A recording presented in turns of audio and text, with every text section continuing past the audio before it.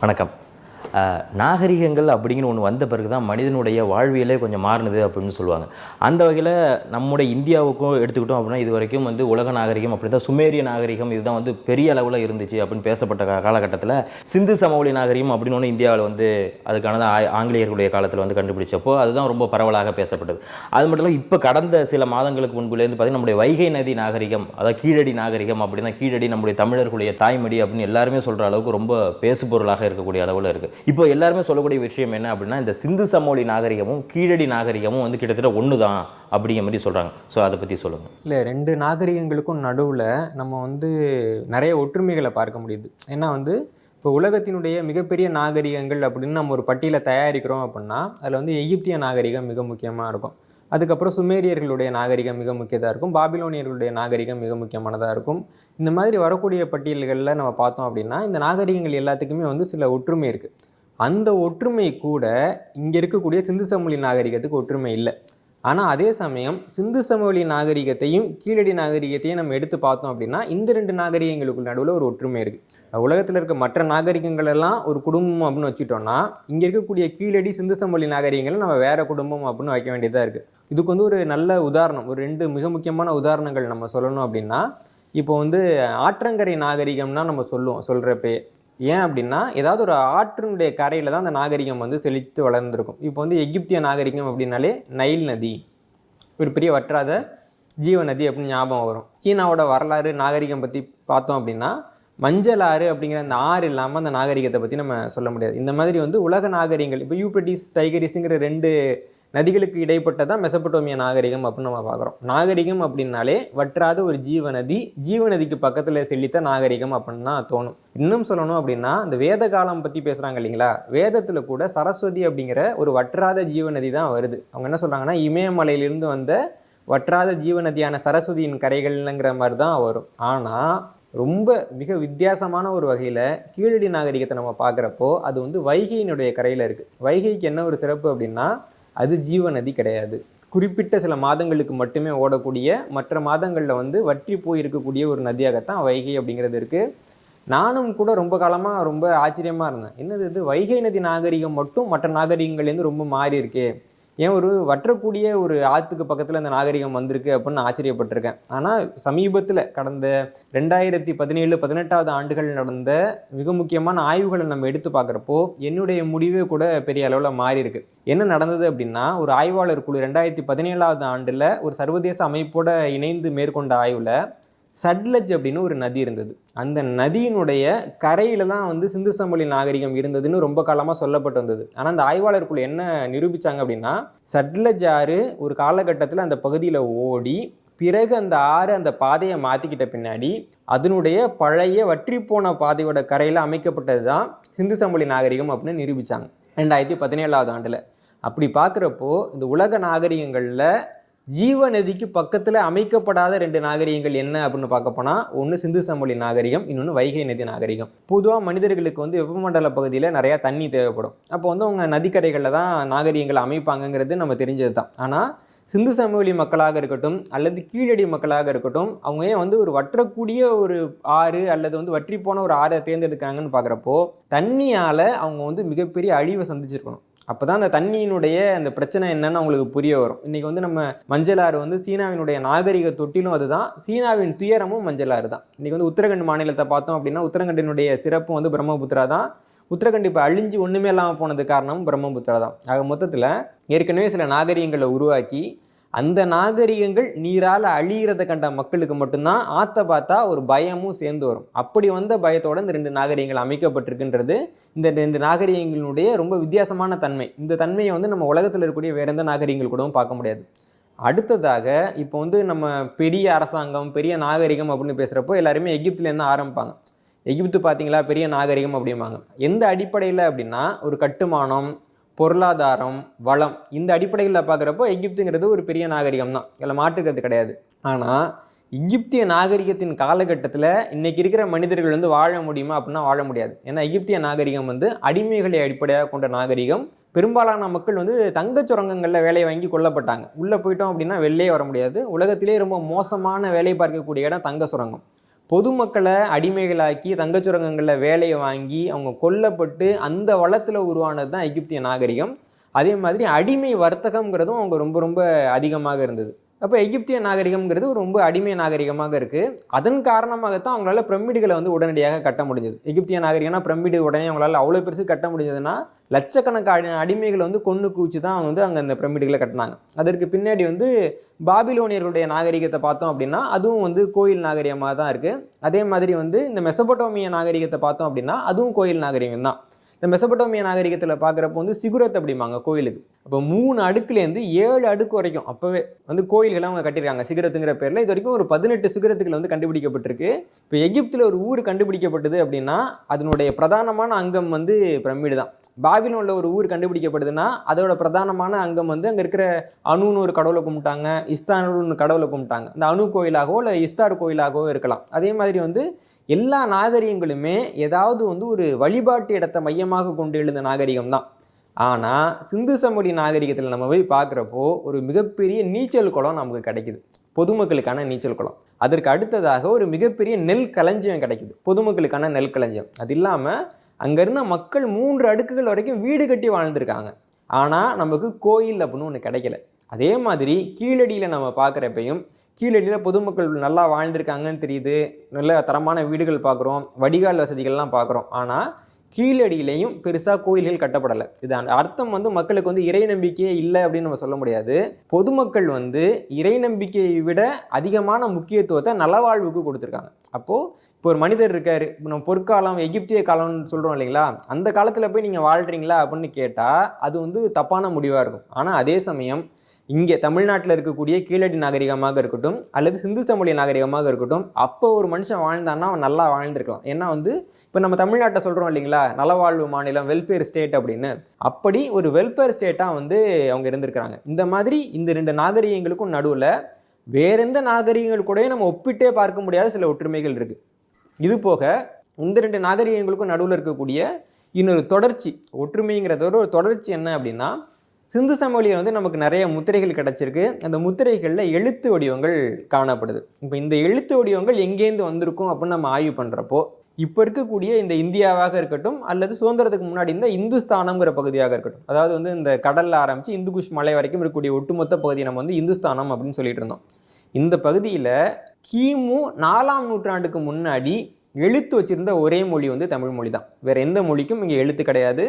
கிமு 3ஆம் நூற்றாண்டில் தான் வந்து தமிழ் மொழியினுடைய எழுத்துக்களை திருடி அதன் மூலமாக வந்து பிராமிங்கிற எழுத்து உருவாக்கப்பட்டது. அப்போ அதுக்கு முன்னாடி வந்து இங்கே இருந்த எழுத்து ஒரே ஒரு எழுத்து தான், அது தமிழ் எழுத்து. இந்த தமிழ் எழுத்துக்கும் சிந்து சமவெளியில் இருந்த எழுத்துக்களுக்கும் நடுவில் ஒரு நெருங்கிய உறவு வந்து காணப்பட்டிருக்கு. அது எந்தெந்த வடிவங்களில் காணப்பட்டிருக்கு அப்படின்னா, இப்போ தமிழகத்தில் வந்து பாறை ஓவியங்கள் நிறையா இருக்குது. இந்த பாறை ஓவியங்களை ஆய்வு செய்யக்கூடிய ஆய்வாளர்கள் சிந்து சமவெளியில் இருக்கக்கூடிய சுமார் 200 முத்திரைகள் வந்து தமிழக பாறை ஓவியங்களையும் இருக்கிறது வந்து கண்டுபிடிச்சிருக்காங்க. அங்கே இருக்கிற அதே எழுத்து இங்கே முத்திரையாக இருந்திருக்கு. 1வது ஒற்றுமை. 2வதாக இப்போ வந்து நம்ம வந்து மட்பாண்டங்களில் பெயர் எழுதக்கூடிய ஒரு மரபு நமக்கு இருந்தது அப்படின்னு பார்க்குறோம். அதே மாதிரி சிந்து சமவெளியில் இருந்த அந்த எழுத்துக்களை எழுதக்கூடிய மரபும் தமிழகத்தில் இருந்த மக்களுக்கு இருந்திருக்கு. இப்போ வந்து கீழடி அகழாய்வினுடைய அறிக்கையிலேயே கூட மட்பாண்டங்களில் இருந்த அந்த சிந்து சமவெளி முத்திரைகள் என்னென்ன அப்படின்றத வந்து அவங்க கொடுத்துருக்காங்க. இப்படி 2வதாக இருக்குது. இது எல்லாத்தையும் விட மிக முக்கியமாக சில குறிப்பிட்ட குறியீடுகள் பார்த்தீங்க அப்படின்னா சிந்து சமவெளியில் ஆரம்பித்து இங்கே அரசர்கள் காலம் வரைக்கும் கூட தொடர்ந்துருக்கு. உதாரணமாக வந்து ஒரு 4 கோடுகளை கொண்ட ஒரு கோட்டுருவ மீன், அதாவது வந்து ஒரு மேலே ஏ மாதிரி போட்டு கீழே வந்து எக்ஸ் மாதிரி போட்டோன்னா ஒரு மீன் உருவம் கிடைக்கும். இப்போ குழந்தைக்கெல்லாம் நம்ம மீன் சொன்னால் கோடில் வரைஞ்சோன்னா அப்படி தான் வரும். அந்த கோட்டுருவ மீன் அப்படிங்கிற சின்னம் சிந்து சமவெளி முத்திரையிலையும் இருக்குது, தமிழக பாறை ஓவியங்கள்லேயும் இருக்குது, கீழடியில் கிடைச்ச மட்பாண்டத்துலேயும் இருக்குது. இது எல்லாத்துக்கும் மேலே பாண்டியர்கள் வெளியிட்ட முத்திரை காசுகள் அப்படிங்கிற கிமு 4ஆம் நூற்றாண்டை சேர்ந்த காசுலேயும் இருக்குது. கிமு 3ஆம் நூற்றாண்டு வரைக்கும் பாண்டியர்கள் வெளியிட்ட எல்லா காசுலேயுமே இந்த கோட்டுருவம் தான் காணப்படுது. ஆக மொத்தத்தில் அங்கே தனியாக இருந்தது இங்கே தனியாக இருந்ததுன்னு இல்லாமல் அங்கே இருக்கக்கூடிய ஒரு முத்திரை இங்கே வந்து தொடர்ந்து இருக்கிறதையும் நம்ம பார்க்குறோம். அங்கே இருக்கிற 200க்கும் மேற்பட்ட முத்திரைகள் இங்கே நமக்கு வந்து பாறை ஓவியங்களையும் பானை ஓடுகளையும் நம்ம கிடைக்கிறத பார்க்குறோம். இந்த அடிப்படைகளில் நம்ம பார்க்குறப்போ ரொம்ப ஒரு தொடர்ச்சியான ஒரு நாகரிகம் மாதிரி, அது வந்து முதல் அத்தியாயம் இது 2வது அத்தியாயம் மாதிரி இருக்குது. இது எல்லாத்துக்கும் மேலே தமிழ்நாட்டில் வந்து செம்பியன் கண்டியூர் அப்படிங்கிற ஒரு ஊரில் ஒரு கல் கோடாரியை வந்து எடுத்தாங்க. ஐராவதம் மகாதேவன் அவர்கள் தான் அந்த கற்கோடாரியை பற்றின விஷயத்தை உலகத்துக்கு சொன்னார். அந்த கற்கோடாரியில் சிந்து சமவெளி முத்திரை எழுத்துக்களால் எழுதப்பட்டிருந்தது. ஆய்வாளர் சுபாஷ் சந்திர போஸ் அப்படிங்கிறவர் அதை எப்படி படித்தார்னா, இந்த கல்கோட்டாரியில் வந்து 5 புள்ளிகள் இருக்குது. முதல்ல நம்ம வந்து இப்போ தாயக்கட்டையில் பார்த்தோம் அப்படின்னா 5 நம்பர் போட்டிருக்காது, 5 புள்ளி தான் வச்சுருக்கோம். அதனால் 5 அப்படின்னு குறிப்பிட்டிருக்காங்க. அடுத்தது வந்து ஒரு ஒய் மாதிரியான ஒரு சிம்பிள் இருக்கும். ஒய்க்கு நடுவுலையும் ஒரு கோடு இருந்தால் எப்படி இருக்குமோ, ஒரு திரிசூலம் மாதிரியான ஒரு சிம்பிள் ஒன்று இருக்கும். அதை வந்து ரூ அப்படின்னு அவர் படிக்கிறார். இப்போ வந்து ரூங்கிறது தமிழ் எண்களில் 5வது எண்ணை குறிக்கும். ரூ அப்படின்னு படிக்கிறாங்க. பக்கத்தில் இருக்கக்கூடிய அந்த வார்த்தையை வந்து பஞ்ச அப்படின்னு படிக்கிறாங்க. இதே வார்த்தை, ஒரு எழுத்து இல்லை, இதே வார்த்தை காணப்படக்கூடிய ஒரு சிந்து சமவெளி முத்திரை நமக்கு இருக்குது. அப்போது தமிழகத்தில் வந்து அந்த சிந்து சமவெளி குறியீடுகளை சாமானிய மக்கள், கற்கருவிகளை பயன்படுத்தி இருந்த மக்கள், ஒரு 3500 ஆண்டுகளுக்கு முன்னாடி இருந்த மக்களே வந்து சிந்து சமவெளி எழுத்துக்களை பயன்படுத்தினாங்க அப்படிங்கிறதுக்கு அது ஒரு ஆதாரமாக இருக்குது.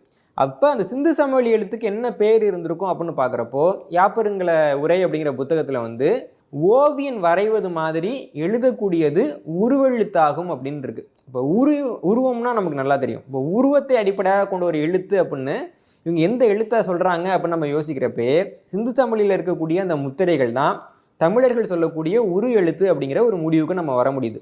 இந்த முடிவை ஏற்கிறப்போ நமக்கு ஒரு சின்ன சந்தேகம் வரலாம். இப்போ தமிழர்கள் வந்து தமிழின்னு ஒரு எழுத்து வச்சுருந்தாங்க, அது இல்லாமல் உருவெழுத்துன்னு ஒன்று வச்சுருந்தாங்க அப்படின்னா இது ரெண்டுமே வந்து ஒரே மக்களோட எழுத்துன்னு எப்படி நம்புறதுன்னு நமக்கு ஒரு சந்தேகம் வரலாம். இதற்கான 2 சான்றும் நமக்கு கிடச்சிருக்கு. என்னென்னா, இப்போ வந்து இலங்கையில் இருக்கக்கூடிய ஆனைமலை கோட்டை அப்படிங்கிற ஒரு பகுதியில் வந்து நமக்கு வந்து ஒரு முத்திரை கிடச்சிது. அந்த முத்திரையில் பார்த்தோம் அப்படின்னா தமிழி எழுத்தும் சிந்து சமவெளி எழுத்தும் கலந்து காணப்படுது. அதே மாதிரி கேரளாவில் இன்னொரு குகை ஒன்று கண்டுபிடிச்சாங்க, எடக்கல் குகை அப்படின்ட்டு.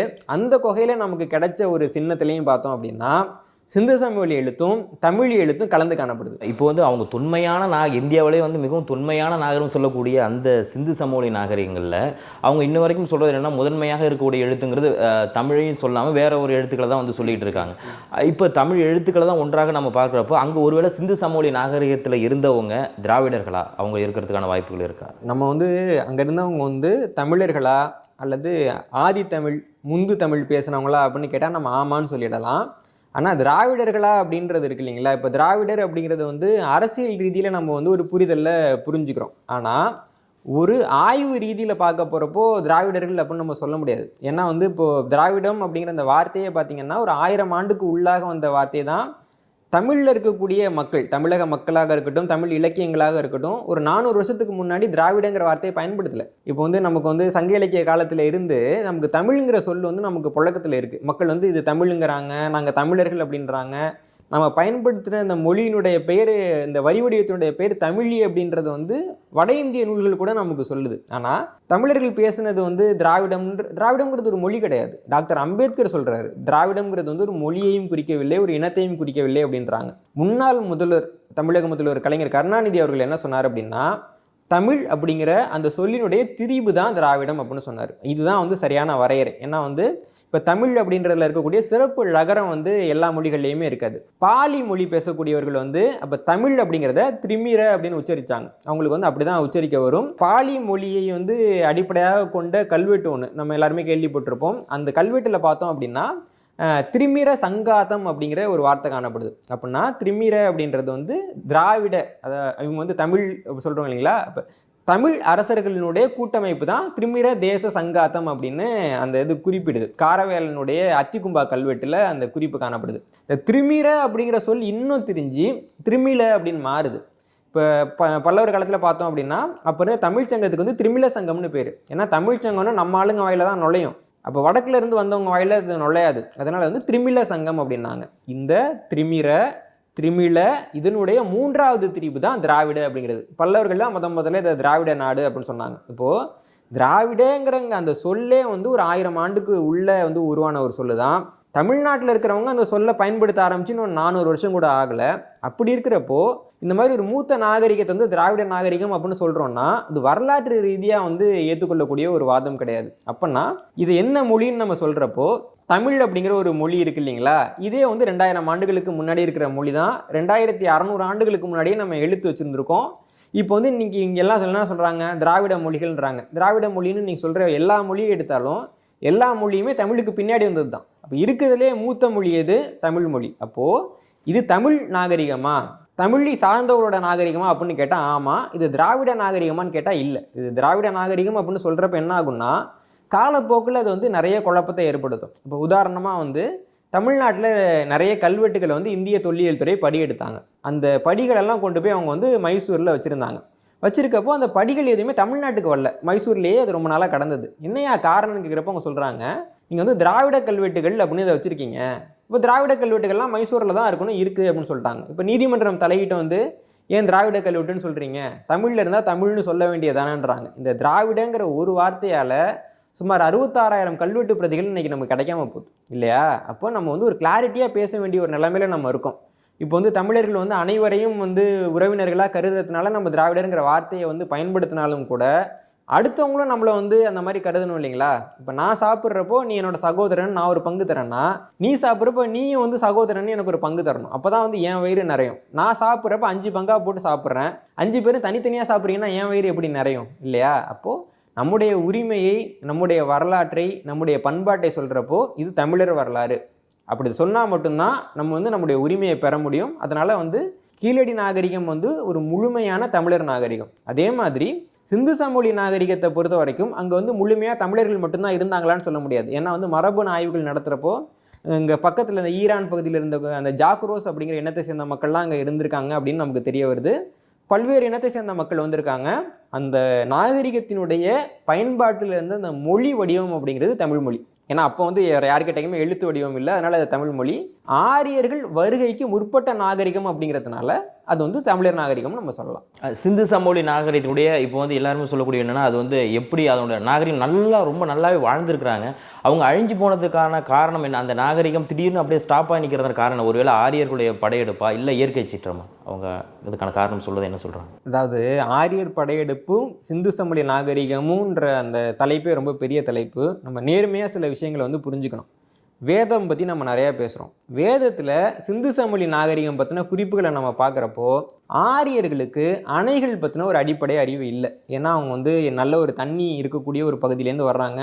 ரொம்ப குளிரில் நடுங்கிட்டு கொஞ்சம் நெருப்பு பற்ற வச்சா நல்லா இருக்குமேன்ட்டு வர்றாங்க. இந்த வெப்பமண்டல பகுதிக்கு வர்றப்போ அணைக்கட்டுகள்னால் என்ன அப்படின்னு தெரில. அவங்களுக்கு ஆறு மட்டும்தான் தெரியும், அணைனா என்னன்னு தெரியாது. ஆனால் சிந்து சமவெளி மக்களை பொறுத்த வரைக்கும் அவங்க அணைக்கட்டுகள், நீர்ப்பாசன முறை இதை வச்சு தான் அவங்க வாழ்கிறாங்க. அவங்க ஏன்னா அவங்களுக்கு தண்ணியை பற்றி நல்லா தெரியும், அதோட பயனும் தெரியும், அதோட பிரச்சனையும் தெரியும். இப்போ ஆரியர்கள் என்ன அவங்க வேதத்தில் பாடியிருக்காங்க அப்படின்னா, அணைக்கட்டை பார்த்துட்டு ஓ வருண பகவானே உன்னை பிடிச்சி வச்சுட்டாங்களே அப்படின்லாம் அவங்க பாடியிருக்காங்க. அதனால் சிந்து சமவெளி மக்கள் வைத்திருந்த அந்த நீர்ப்பாசன முறைகளை ஆரியர்கள் உடைச்சி, அதனால் அந்த மக்கள் ஒரு வெள்ளத்தினாலேயோ அல்லது வறட்சியினாலேயோ அழிந்திருக்கலாம் அப்படிங்கிறது முதலாவது கருதுகோள். இதற்கான சான்றுகள் நமக்கு வேதத்திலே காணப்படுது. ஒன்று. ரெண்டாவது, ஒரு குறிப்பிட்ட நாட்டிலேருந்து மக்கள் வர்றப்போ இருக்கக்கூடிய நாட்டினுடைய உணவு, அந்த பிரச்சனைகள் எல்லாமே வேறு மாதிரி இருக்கும். மிக முக்கியமாக நோய் தொற்றுகளுக்கு எதிரான அந்த சக்திங்கிறது வேறு மாதிரி இருக்கும். ஒரு ஊரில் ஒரு பையன் இருக்கான், அந்த ஊரில் அடிக்கடி காய்ச்சல் வருது, அந்த பையனுக்கு பழகிறோம். அந்த வைரஸோட அந்த பையன் இங்கே வர்றப்போ இங்கே இருக்கவங்களுக்கு அது பெருசாக ஒரு பாதிப்பை ஏற்படுத்தும். அந்த மாதிரி ஆரியர்கள் வருகையின் போது அவங்க கொண்டு வந்த நுண்ணுயிரிகளால் பெரிய அளவில் நோய்கள் ஏற்பட்டு அதனால் சிந்து சமவெளி மக்கள் இறந்துருக்கலாம் அப்படின்றத ரெண்டாவதாக கருதுகிறாங்க. மூன்றாவதாக சிந்து சமவெளி மக்களுக்கு தெரியாத ஒரு மிருகம் குதிரை. ஆனால் ஆரியர்கள் குதிரையோடு வர்றாங்க. அப்போ சிந்து சமவெளி மக்களால் ஆரியர்கள் கூட ரொம்ப அதிகமாக சண்டை போட முடியலை, அதனால் அவங்க தோற்றுறாங்க அப்படின்றத மூன்றாவதாக சொல்கிறாங்க. இதெல்லாம் போக ஆரியர்கள் வர்ற அந்த காலகட்டத்தில் சிந்து சமவெளி நாகரிகம்ங்கிறது ஒரு குற்றுயிரும் குலையுயிரமான நாகரிகமாக தான் இருந்தது. ஏன்னா கிமு 2500 தான் சிந்து சமவெளி நாகரிகம் உச்சத்தில் இருந்தது. 50 லட்சம் மக்கள் அந்த நாகரிகத்தில் வாழ்ந்தாங்க. பறந்துபட்ட நாகரிகமாக இருந்ததுன்னு அவங்க சொல்கிறாங்க. அப்படி இருந்த நாகரிகம் ஏற்கனவே ஒரு அழிவு பாதையில் போயிட்டே இருக்கிறப்போ அந்த சவப்பெட்டியினுடைய கடைசி ஆணி ஆரியர்களால் அடிக்கப்பட்டது அப்படின்னும் சொல்கிறாங்க. அதனால் சிந்து சமவெளி நாகரிகம் முடிஞ்ச காலகட்டத்தில் தான் ஆரியர்கள் இந்தியாவுக்குள்ளே வந்தாங்கன்றது 100% எல்லா ஆய்வாளர்களும் எடுத்துக்கொண்டது. அதே மாதிரி சிந்து சமவெளி நாகரிகத்தினுடைய அழிவுக்கு ஆரியர்கள் சில வகைகளில் காரணமாக இருந்தாங்க அப்படிங்கிறத ஏற்றுக்கொள்ளக்கூடியது தான். ஆனால் அவங்களுடைய அந்த தாக்கம்ங்கிறது எந்த அளவுக்கு அதிகமாக இருந்ததுங்கிறத நம்மளால் அளவிட முடியல. பொதுவாக நாகரிகங்கள் அப்படின்னு இருக்கிறப்போ அதில் வந்து சமய வழிபாடு அப்படிங்கிறது எல்லா இடத்துலையும் இருக்கும். நம்ம ஏற்கனவே பார்த்த உலக அளவில் ரொம்ப பெருமையாக பேசக்கூடிய நாகரிகங்கள் கிரேக்க நாகரிகத்திலும் சரி எல்லாத்துலையும். ஆனால் சிந்து சமவெளி நாகரிகத்திலும் சரி நம்முடைய கீழடி நாகரிகத்தில் வைகை நதி நாகரிகத்திலும் இந்த உருவ வழிபாடு அப்படிங்கிற ஒன்றே இல்லை அப்படிங்கிறது பார்க்குறப்போ எங்கேருந்து இந்த நம்முடைய இந்த குலதெய்வ வழிபாடு முறைகள் இதெல்லாம் எங்கேருந்து நமக்கு உள்ளே வந்தது அப்படிங்கிற நம்ம என்ன தோணுது இல்லை அதை பற்றி என்ன நினைக்கிறேன்? இல்லை, நம்ம வந்து குலதெய்வ வழிபாடு இருக்கு இல்லைங்களா, அதில் வந்து நிறைய கோயில்களில் குலதெய்வம் கோயிலில் போய் பார்த்தீங்கன்னா கற்கால கருவி இருக்கும், கல்கோடாரி இருக்கும், அதை வச்சு கும்பிட்றத நம்ம பார்க்கலாம். செங்கல் வச்சு கும்பிட்றத நம்ம பார்க்கலாம். நிறையா குலதெய்வ கோயில்களில் வந்து பெரிய சிற்பங்கள்லாம் இருக்காது, ஒரு கல் இருக்கும், அந்த மாதிரி தான் இருக்கும். நம்ம புரிஞ்சிக்க வேண்டியது என்னென்னா, நமக்கு வந்து சிந்து சமவெளி களமாக இருக்கட்டும் அல்லது கீழடி களமாக இருக்கட்டும் நமக்கு இறை நம்பிக்கை இருந்திருக்கின்றது. ஆனால் நம்மக்கிட்ட மதம் இல்லை. இது ரெண்டு தான் வித்தியாசம். இப்போ வந்து எனக்கு ஒரு இறை நம்பிக்கை இருக்கும், உங்களுக்கு ஒரு இறை நம்பிக்கை இருக்கும், இன்னொருத்தருக்கு ஒரு இறை நம்பிக்கை இருக்கும், அல்லது ஒரு குடும்பமாக சில கோயிலை கும்பிடுவாங்க. ஓரளவுக்கு வந்து அந்த இடம் வந்து ஒரு ஒரு வழிபாட்டு தலமாக இருக்கும். ஆனால் ஒரு பெரிய கோயிலை கட்டணும் அப்படின்னா அரச மதம்னு ஒன்று வருது. அரசர்கள் வந்து இந்த மதத்தை பின்பற்றி அவங்க ஆதரவு கொடுத்து பொதுமக்கள்கிட்டேருந்து வரியை வாங்கி அப்படி கட்டினா தான் ரொம்ப பெரிய கோயில்களை நம்மளால் கட்ட முடியும். இதெல்லாம் வந்து பின்னாடி தான் வந்து நம்ம தமிழ்நாட்டுக்குள்ளேயே வருது. அப்போது பொதுமக்களுக்கு வந்து இறை நம்பிக்கை இருந்ததுன்னா நமக்கு கீழடி காலத்துலேயும் இருந்தது, சங்க காலத்துலேயும் இருந்தது, இப்போ இருக்கக்கூடிய காலகட்டத்திலையும் இருக்குது. ஆனால் தமிழர்கள் பொதுவாக கடவுள் நம்பிக்கைக்கு ரொம்ப அதிக முக்கியத்துவம் கொடுத்த மக்களாக எப்பயுமே இல்லை. நம்முடைய பண்பாடே அதுதானே. இப்போ உலகத்தில் இருக்கக்கூடிய பெரும்பாலான மக்கள் வந்து கடவுள் தான் பிரதானம் அப்படின்னு வைக்கிறப்போ அதெல்லாம் கிடையாது. என்னுடைய மொழியான தமிழ் முதல்ல, தமிழுக்கு அடுத்து கடவுள் அப்படின்னு சொல்லக்கூடிய ஒரு இனமாகத்தான் தமிழ் இன்னைக்கு வரைக்கும் இருந்துக்கிட்டு இருக்கு. அதனுடைய ஒரு தொடர்ச்சியை தான் நம்ம பார்க்குறோம். அது போக அன்னைக்கு இருந்த மக்கள் வந்து இன்னைக்கு இருக்கிற கடவுள்களை கும்பிடலை. அதனால் கடவுள் வழிபாடு சம்மந்தப்பட்ட சில விஷயங்கள் கிடைக்கிறப்ப கூட இவங்க என்ன பண்ணுறாங்கன்னா, இப்போ இருக்க வேதகால கடவுளில் ஏதாவது ஒன்று கீழடியிலையோ எங்கேயும் கிடைச்சா மட்டும்தான் அது கடவுள்னு நினைக்கிறாங்க. அப்படி இருக்கணும்னு அவசியம் இல்லை இல்லைங்களா. கீழடியில் கிடைக்கிற ஏதாவது ஒரு கருங்கல் வந்து அன்னைக்கு கடவுளாக கும்பிடப்பட்டிருக்கலாம். அதை பற்றின ஒரு புரிதல் நமக்கு வேணும். இதுக்கு வந்து ஒரு உதாரணம் சொல்லணும் அப்படின்னா, ஹரப்பா மொஹஞ்சதாரோ அந்த பகுதியில் பார்த்தோம் அப்படின்னா ஒரு நடனமங்கை சிலை கிடைச்ச உடனே எல்லாருமே என்ன சொல்லிட்டாங்க அப்படின்னா, இது வந்து ஒரு தேவதாசி பெண்ணோட சிலையாக இருக்கணும் அப்படின்னு சொல்ல ஆரம்பிச்சிட்டாங்க. இந்த கருத்தை முதல்ல சொன்னவர் வந்து ஒரு ஆய்வாளர் கிடையாது, ஒரு பாதிரியார். ஒரு கிறிஸ்துவ பாதிரியார் சொன்ன அந்த கருத்தை ஏற்றுக்கிட்டு ஹரப்பா நாகரிகம் காலத்திலேயே தேவதாசி முறை இருந்தது அப்படின்னு உலகம் முழுக்க இருக்கவங்க எழுதிக்கிட்டு இருந்தாங்க. இந்த காலகட்டத்தில் 2008 ஆண்டில் ஹரியானா மாநிலத்தில் பிரானா அப்படிங்கிற ஒரு இடத்துல இந்த நடனமங்கையினுடைய உருவம் இருக்கு இல்லைங்களா, அந்த உருவத்தை பானை ஓட்டில் கிறுக்குன அந்த ஒரு பானை ஓட்டு சித்திரம் நமக்கு கிடச்சிது. ஏன்னா நம்ம வந்து இப்போ நம்ம கீழடியில் பார்த்தோம் அப்படின்னா கூட இங்கே பானை ஓடுகளில் வந்து சில உருவங்கள் இருக்கும். அந்த மாதிரி வந்து அந்த நடனமங்கை சிலையினுடைய அந்த உருவம் வந்து இந்த பானை ஓட்டில் கிடச்சிது. இந்த பானை ஓடு கிடச்ச இடத்துக்கும் அந்த சிலை கிடச்ச இடத்துக்கும் நடுவில் 200 கிலோமீட்டர் தூரம். அப்போ தான் கண்டுபிடிச்சாங்க, அந்த சிலையில் இருக்கிறது ஒரு குறிப்பிட்ட பெண் கிடையாது, மாறாக அனைவராலும் அறியப்பட்ட ஒரு வழிபடப்பட்ட ஒரு பெண் தெய்வமாக இருந்திருக்கலாம்.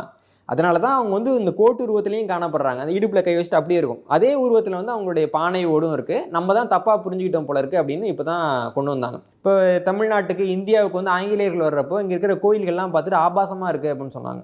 ஜிவி போப் வந்து காமத்து பாலம் மொழிபெயர்க்கவே இல்லை, அது வந்து ரொம்ப ஆபாசமாக இருக்குது அப்படின்னு சொன்னாங்க. ஆக மொத்தத்தில் ஒரு ஐரோப்பிய பார்வையில் எப்படி வந்து இந்திய வரலாறு பார்க்கப்பட்டதோ அதுபோல் ஒரு வைதிக பார்வையில் கீழடியையும் இந்த மாதிரி இருக்கக்கூடிய நாகரிகங்களையும் இவங்க பார்க்குறாங்க. அதனால தான் அங்கேருந்து நம்பிக்கைகளை வந்து இவங்களால் புரிஞ்சிக்க முடியலே தவிர நமக்கு வந்து இறை நம்பிக்கைகள் இருந்தது. அந்த நம்பிக்கைக்கும் இப்போது இருக்கக்கூடிய வைதிக சமயத்துக்கு நடுவில் எந்த தொடர்பும் இல்லை.